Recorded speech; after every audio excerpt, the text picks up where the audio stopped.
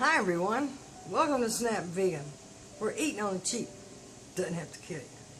And I'm having a flat hair day. I'll tell you why in a minute. So it's late at night. It's like 20 minutes to 2 or some kind of ridiculous time like that. I'm just watching some late night stuff. I did some things today. This is going to be like totally random stuff for the whole thing. So, anyway. Today I had to go send a fax off to, renew my food stamp certification. And they needed, they need a new lease, and they need my bank balances, and they need,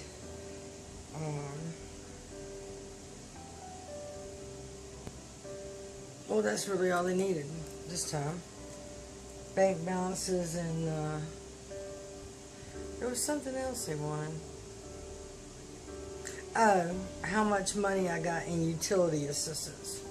So I had to round up all that paperwork and sign off rights and responsibilities and stuff like that. So, if you hear that buzzing in the background, that's my fan, and I like it, so bear with it. And then while I was at the rental office getting that stuff faxed off, it started just pouring down rain. I mean, pouring down rain. And everybody's like, oh, look at that rain. Oh, I'm looking, I'm thinking, free car wash. Yay.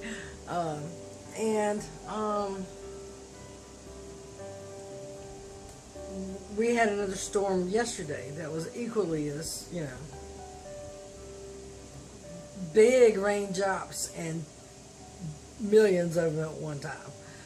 I think it was like 3 inches an hour there for a little bit, or that was the projected rainfall, 3 inches an hour, but it was just a quick storm that ran through. Anyway, so it was time for me to, finish the fax, and I was going back to the car. And there's this guy standing at the door. I said, well, go on out. He goes, no, it's too wet. I'm like, it's warm. It feels good. Come on. And he's like, no. I'm like, you are not going to melt. And so I just had my papers in my hand. I folded them up so they wouldn't, the inner part wouldn't get wet. And I just took a nice slow walk back to my car in this drenching, pouring down rain, which is why my hair's still flat, I guess, because it's dry now, but it's just flat. But that took me back to my youth, in that my mom used to encourage us, if there's no like thunder or lightning, I mean, that was a deal breaker. But if it was just a rain like we were having today, she would encourage us to play in the rain. If it was warm, if you want to go, go play in the rain. And I used to love walking in the rain. No umbrella. And so, although I didn't have very far to go to, I had to go down like 2 sets of steps. I don't know. I can't even guess to how many feet it would be from the rental office down 2 sets of steps. I guess maybe there was 6, 7 steps each section, and then a little platform, and then 6 or 7 more steps down. And then my car was, off to the left a little bit, but I took my time. I did. I took my time, and the rain was so warm, and it felt so good. And I was getting just totally drenched. Didn't even care. And it just felt so good. And how many times have How many times have we all said, oh no, I don't want to go out there, it's raining. I don't want to get wet. Well, you know, it's the weekend. I'm not trying to impress anybody. I'm just going home. You know, it's not like, you know. So why not? And I did. And it felt great. Great. So that's one little thing I want to tell you about I did today. And then things started kind of going through my mind again, you know. You know how yesterday I was telling you that, you know, gone are the days where I could just throw out $100 here or $700 there or whatever, and just it'd be no big deal. And those were good days. And you know,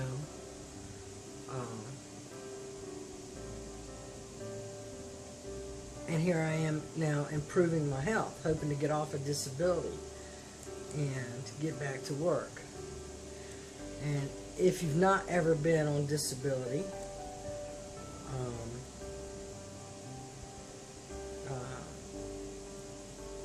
a lot of people don't come off of disability. I'm trying to come off of disability. The transitional phase is what a lot of people do not realize can spark fear. I mean, here you are with all your sleepy time tea.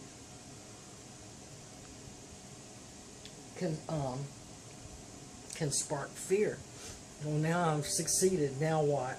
I'm afraid to go one step further. I'm afraid to, you know, walk that plank and okay, like in my instance, my last like paid job that was non-commission, I mean like salary job, was in 2008. That was 10 years ago.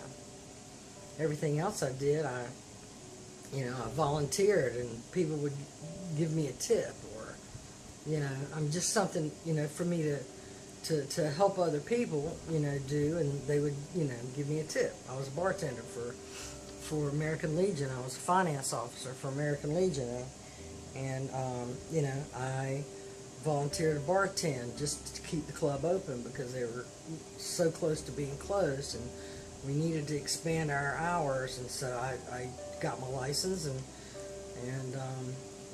you know, pitched in that way, and you know, I got tips, and basically the tips just paid for gas there and back every day. It wasn't like big money or anything like that. American Legion, they don't tip big, I can tell you that right now.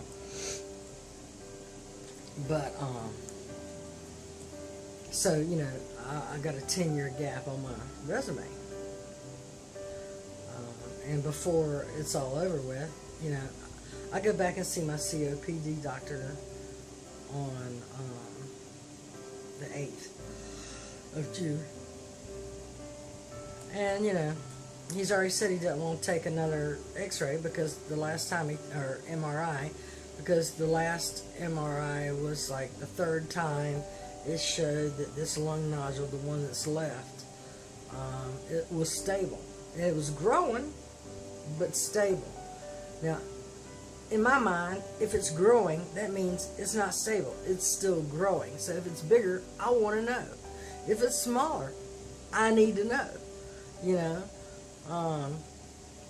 because, you know, if it's bigger, the thing is, if I start pushing my parameters of activity, this putting more stress on my lungs or whatever, I don't want to just faint dead out somewhere, you know, while I'm trying to improve my health because I can't breathe. If it's getting smaller, that means I can push parameters a little bit harder. I've got more space to work with in my lungs. I've got, do you understand what I mean? So I don't, you know, I know the whole food, plant-based nutrition lifestyle does help improve COPD symptoms. As far as inflammation goes and your asthma and things like that. I still, you know, I have allergies. My allergies are just ragweed and mold. Who's not allergic to mold? I mean, stuff will kill you.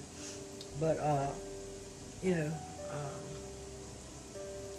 But so, I don't know as far as that goes, if I'm improving or not improving, or because he won't do another MRI, because it's like he did one, like first it was like every 6 months for what, 3 years, 4 years, because I had 3 of them. So he's doing like every 6 months, and then so the last 3 have shown that one left to be stable, whatever that means in his terminology. I really need to you know, ask him more about what he's defined stable to be, when it still shows that it has grown. But you know, so for instance, let's just say it's smaller, okay, and I get out here and I'm going to walk more, and I'm going to be more active, and you know, try to you know, improve things. And so I go to get a job, and I can get that ticket to work thing through disability, where I can go back to work and earn money. And what they do basically is like, here's the money you earn on Social Security, here's the money you earn on a paycheck. The more this goes up, that goes down. So it's kind of like a wash, really. For the first $922, I'm still only going to get $920. I won't ever get both. Do you know what I mean? If I make any, I don't know how to explain it better than that. But you know, for me to now, for me to be able to get off a disability and be able to be productive again, and get off of the food stamps and everything else, that means I have to have $922 after taxes, plus another $122 at least for the food stamp money, plus FICA, local, state, federal tax, plus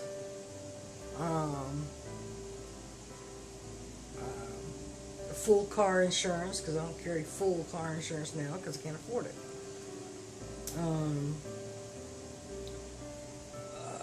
Plus more money for gas,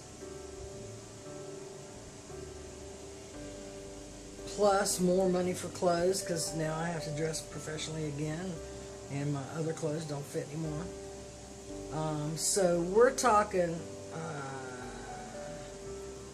I would have to make at least $2,200 a month after taxes for me to be able to maintain the way I'm living right now on $922, because now at $922 I have the availability of services in my community because my income is that low. And when I go back to work and my income isn't that low, say if I went back and got a job at $1,000 a month, I'd immediately go in the hole and be more challenged than I am right now, which is really challenged. I do have a nice apartment. I've got a great back view. All this occurred while I was still working, by the way. You know, new furniture, all of that happened like 2 months before I became disabled. Branded furniture. I got that also while I was in school, and got it with my student loans, which are now paid off.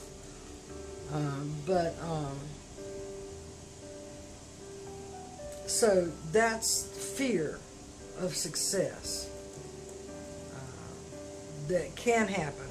But see, I'm more of a logical person. I'm not afraid of that because I know the details of it to know that if I am well enough to go back out and work again, first of all, it's going to have to be a sit-down job. It's going to have to be. But it's going to also have to be flexible enough to where I can sit and stand whenever I need to because of my spine and neck. And that's not going to go away. I'm still going to be missing a vertebrae. I'm still going to have bone spurs in my neck.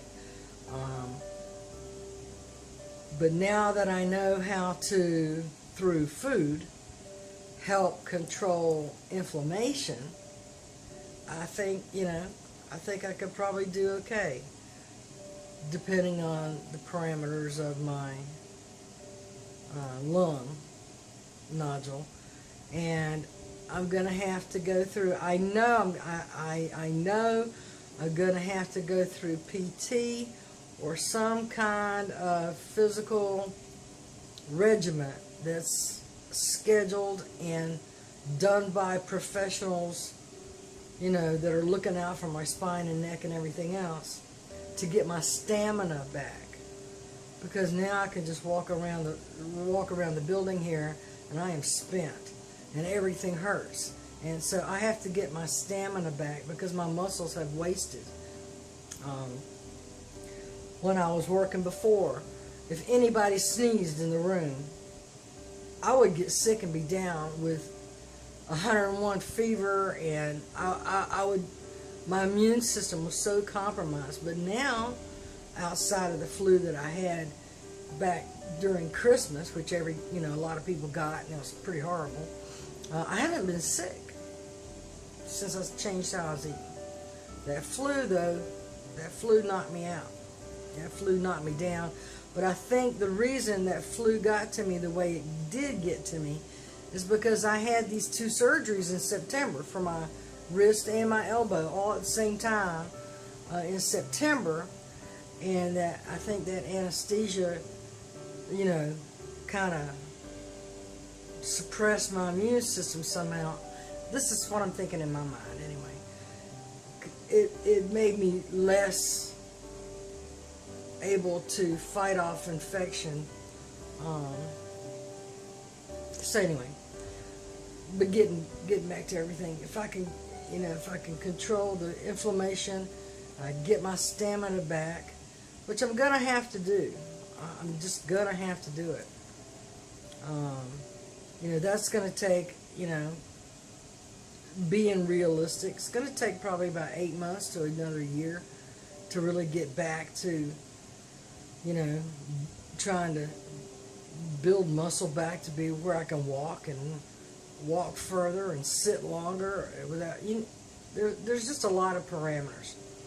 Now just take my situation and throw it on like however many millions of people are on disability right now, and they want to get better, but then they see these challenges ahead of them, and they've been out of work so long, they're feeling kind of hopeless.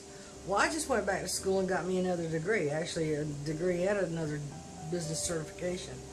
So my skills are current. Haven't used them in a minute. It's been graduated in May of 2015. But move, Austin, honey, move. Thank you.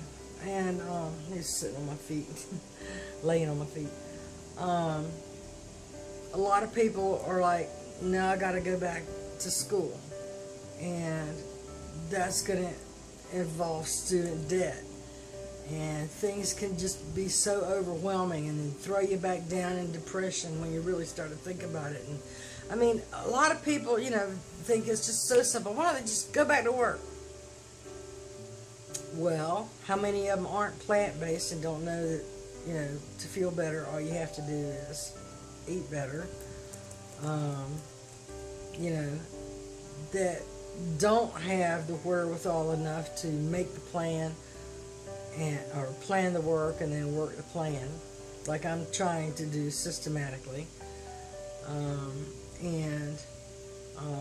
I feel like right now, I'm 60 years old.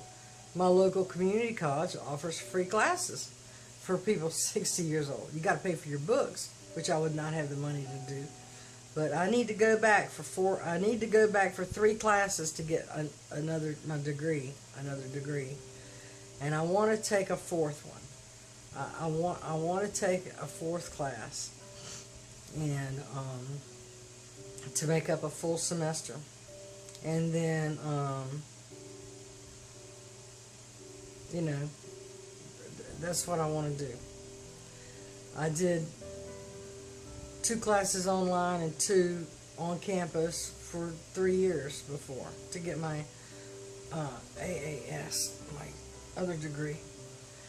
And you know, I like the online. That way, you know, I can just do my homework right here. Or if I need to go to the bathroom, I can go to the bathroom. If I want to fix dinner, eat, whatever I can, you know, it's just easier that way. And so, you know, the books are expensive.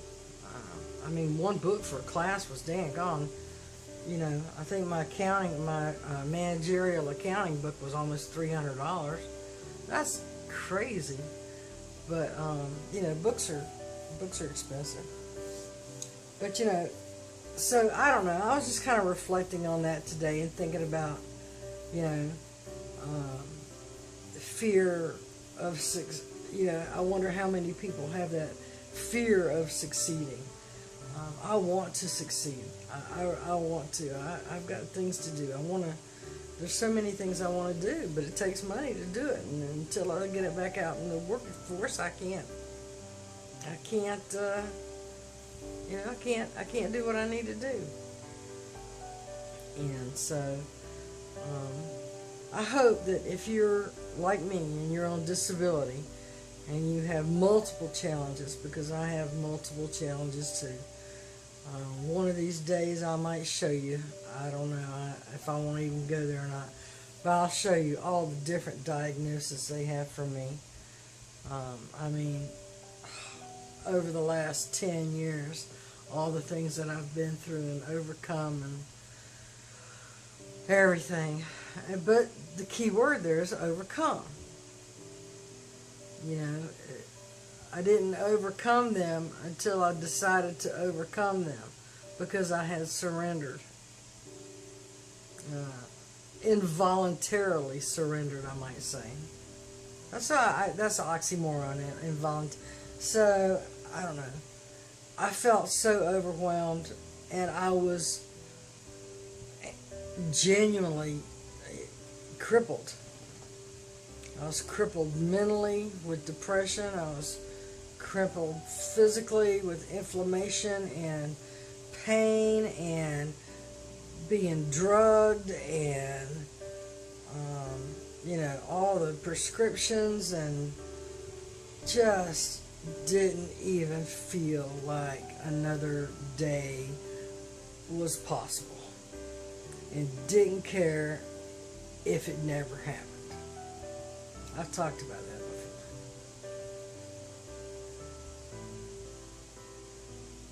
You know, I've got that HLA-B27 marker in my genes that, you know, it is always going to be a problem. If I get a sudden shock, like, okay, so like when my granddaughter was murdered, I was perfectly healthy, doing well in school and working during that period of time. And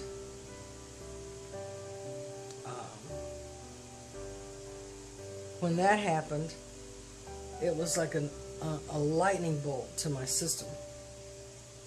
And everything, I got what they call ocular migraines.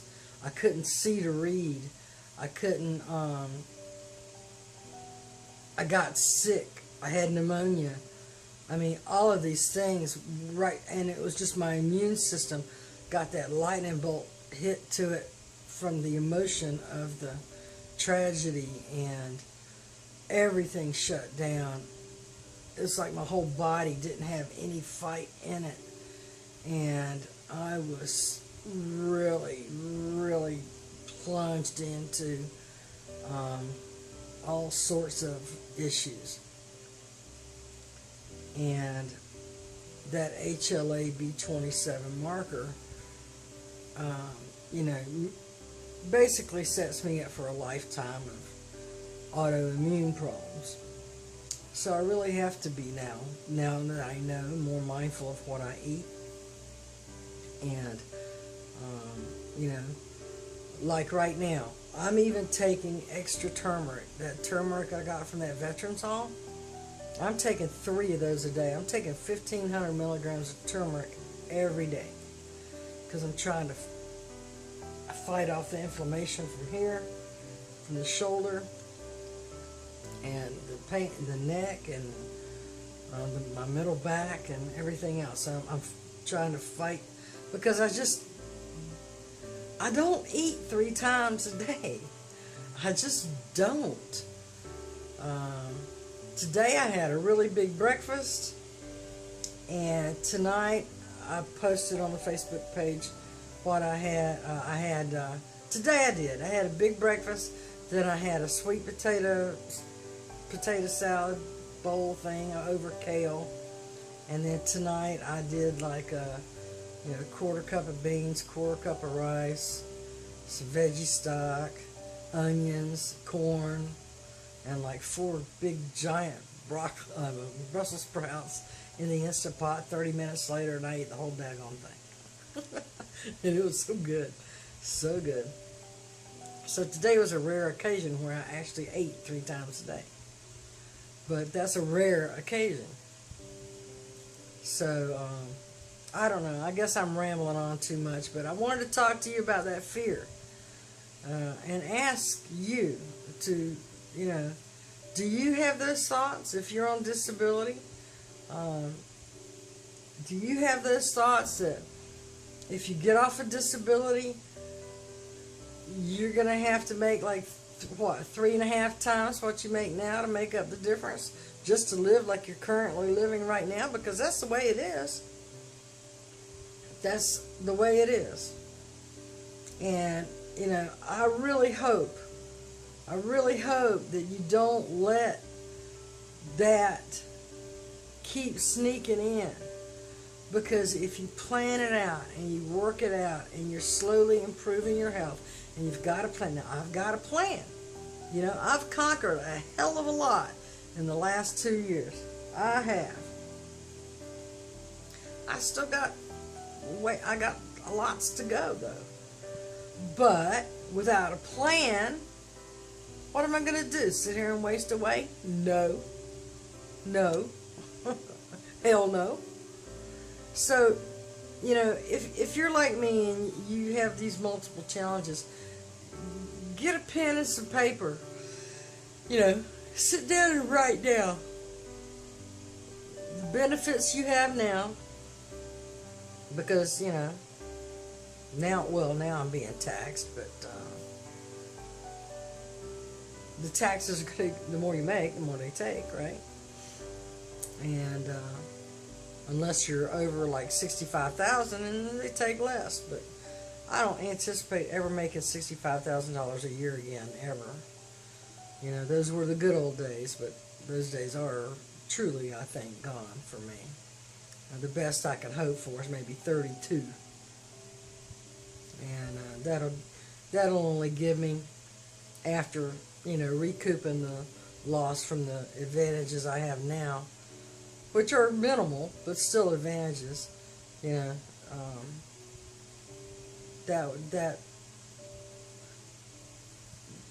that's not a lot of money. Really. But work your plan, or plan your work. Plan out what you got to do.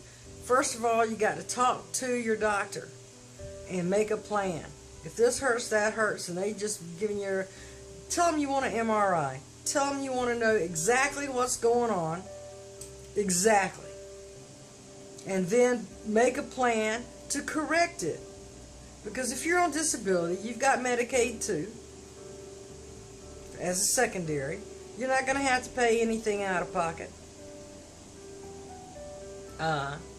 And so go get these tests done. Get your blood work done. You have to know what the problem is. completely before you can tackle it. And then watch Forks Over Knives, Plant Pure Nation, What the Health, Fat, Sick, and Nearly Dead. Watch these films and learn. And the next video I want to talk to you about are the support groups on Facebook and what have you. And are they more harmful than helpful? Really? Let's talk about that next time. Now I'm gonna go finish off my tea, and then I might make a separate video while I'm sitting here just because I'm still wide awake. But for right now, I'm gonna wrap this one up, because think about it. Are you afraid to succeed? What's holding you back? Think about that. And if you respond in the comments, try to respond without using the word can't.